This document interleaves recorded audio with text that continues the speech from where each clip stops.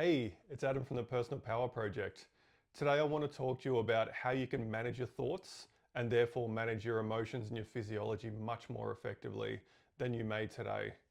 Now, if you're one of those people who sometimes gets into those thought loops where they just ruminate around in your head and you feel like they're really out of control, and then from there you just start to spiral and loop around in that, and it just destroys your entire day, then this message is really for you because you actually have much more control over your thoughts and therefore over your emotional state and your physiology than you think you do.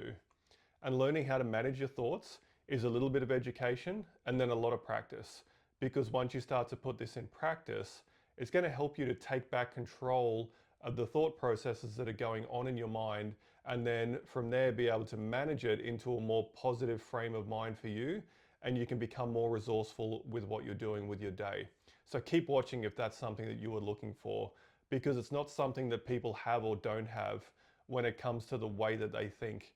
It all comes down to practice, and perhaps if you have some patterns of bad thinking over a period of time and you've let them spiral and ruminate, and then you've gone to that really shitty negative self-talk for a long time, this is something you can do that will correct all those neural pathways, which just means it's going to build new pathways in your mind so that that becomes the path of least resistance. The way you manage your thoughts becomes the path of least resistance. And then from there, it becomes a more natural thing for your brain to automatically go to and your subconscious to automatically go to without too much effort. So first of all, depending on the science that you listen to, you have somewhere between 60 to 90,000 thoughts every single day. Now that's a hell of a lot. So most of our thoughts we're not managing consciously. They're just unconscious patterns and things that run around in our head. Now, on top of that, most of those thoughts that you're having are exactly the same thoughts that you had the day before and the day before that and the day before that. It's somewhere around 90% of that is just repeated things. And not only that, most of the thoughts that you have are rubbish. They're just rubbish. Like sometimes you're just standing there, maybe you're at the sink and you're washing some dishes, and that stupid song that you hate just pops into your head, and then it's stuck there and you can't get rid of it. No one wants to consciously think that. We hate that damn song. We don't want to listen to Baby Shark over and over again in our mind. But they're the sort of things that pop up. That's the sort of thing that happens. And that's just a really quick and common example that shows you that most of it is just stuff that our subconscious is throwing up. It's memories, it's stories, it's bits from movies, it's songs we've heard. It's all the things that are stored under the layers and inside of our subconscious. So there's three levels when it comes to thinking that I want you to set a frame around, because this is really going to help you. And most people are in this level one thinking stage, which can be really troublesome for a lot of people. And what this looks like is I have a thought that pops into my mind. I immediately believe that it's true. And then I start to build some anxiety around those thoughts, and I start to build some stories around that thoughts that send me into a spiral around me trying to control everything that's going on. So I just accept everything that comes up, because if I think it, it must be true. Although that is not the case. You are not your thoughts, and your thoughts are not you. They're just things that you have.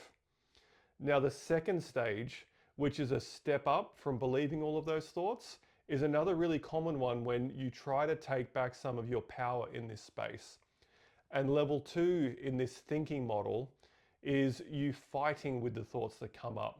So a thought comes up in your mind and you're like, I don't like that thought. I'm sick of that. Why am I always thinking like this? What's going on with my stupid head? I don't want that to be there. And you fight and you push against it.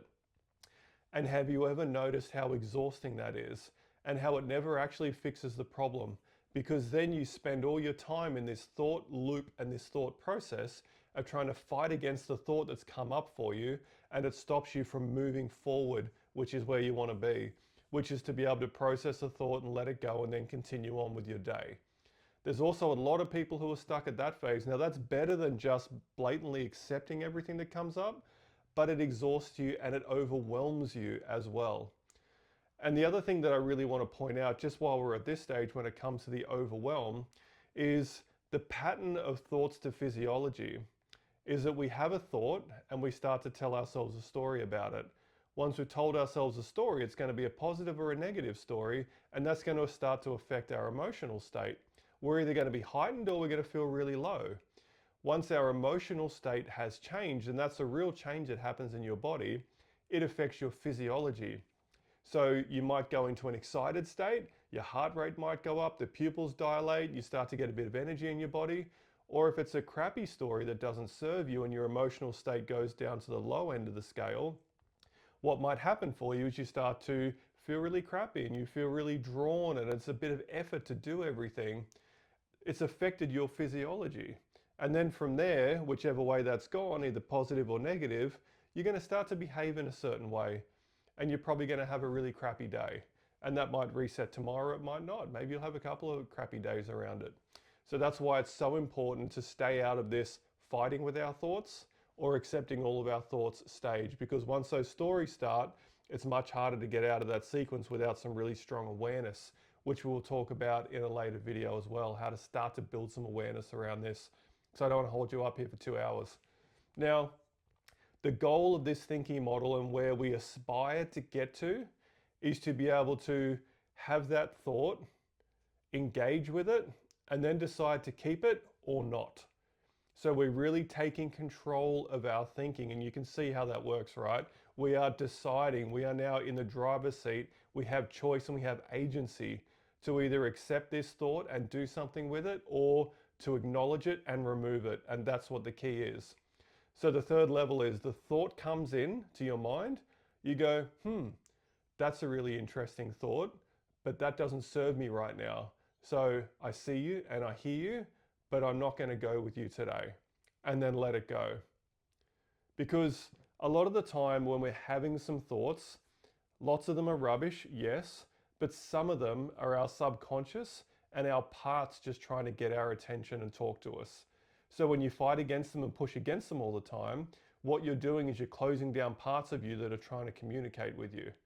Now, when you take the time to receive it, think about it, acknowledge it, and decide not to use it, that part still feels heard.